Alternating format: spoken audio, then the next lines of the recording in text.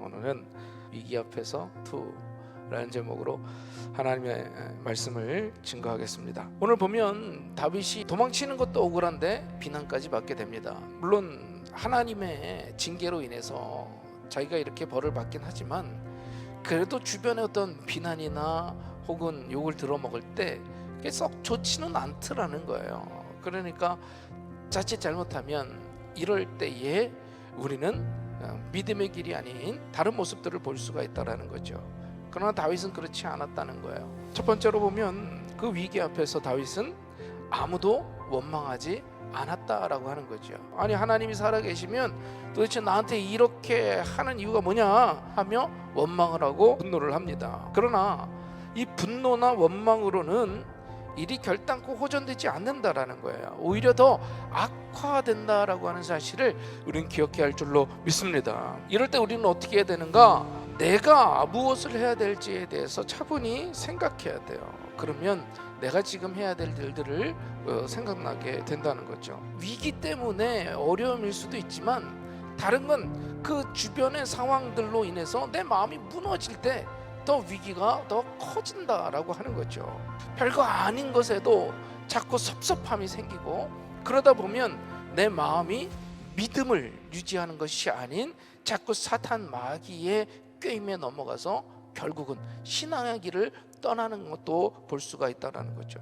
그런데 오늘 본문 말씀을 보면요, 다윗은요 그 어떤 일로도 다른 사람을 원망하지 않았어요. 분노하지 않았다라는 거예요. 위기 가운데서 그 어떤 상황 가운데서도 여러분이 이 믿음의 단계를 넘어서기를 주님의 이름으로 축원합니다.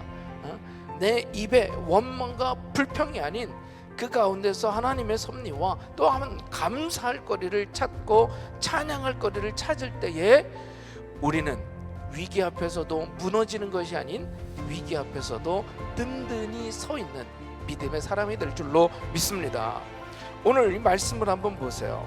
도망하는 다윗을 보고 돌을 던지며 욕을 하고 있는 거죠. 그러자 오히려 스루야의 아이들이 다윗의 신복이 화가 난 거죠. 아니, 감히 우리 대왕을 이렇게 욕을 해? 한편으로는 너무 감사하기도 해요. 그런데 다윗은요 거기에 마음을 쓰지 않았다라는 거예요. 왜? 이 모든 것이 하나님께로 말미암음으로 받고 하나님께 다 맡겼기 때문인 줄로 믿습니다. 지금 자기가 해야 될 건 뭡니까? 도망치는 거예요. 피하는 길뿐이라는 거죠. 슬프고 괴로운 일이었겠지만 그래도 정신을 차려야지 생명을 유지하고 재기할 수가 있다라는 거죠. 다윗은 이런 어려움 가운데 위기 앞에서 감정을 넘어서서 하나님을 온전히 의지하게 된 줄로 믿습니다.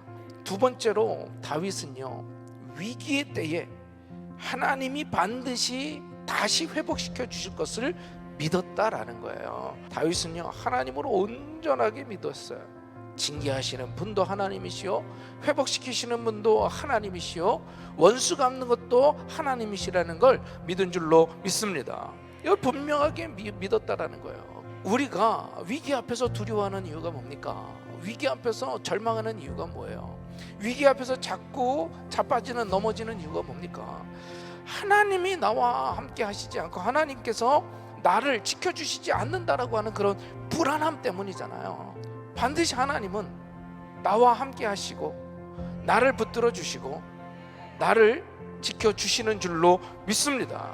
하나님께서 오늘도 우리를 붙들고 계심을 기억할 수 있기를 바랍니다. 넘어지더라도 아주 엎드러지지 않고 반드시 하나님의 때에 다시 세워주시는 줄 믿으시기를 바랍니다. 위기는요 끝나게 되어 있다는 거예요. 고통은 사라지게 되어 있습니다. 그럼 오늘 하루도 우리는 기쁨으로 다시금 힘을 얻고 일어설 수 있게 될 줄로 믿습니다.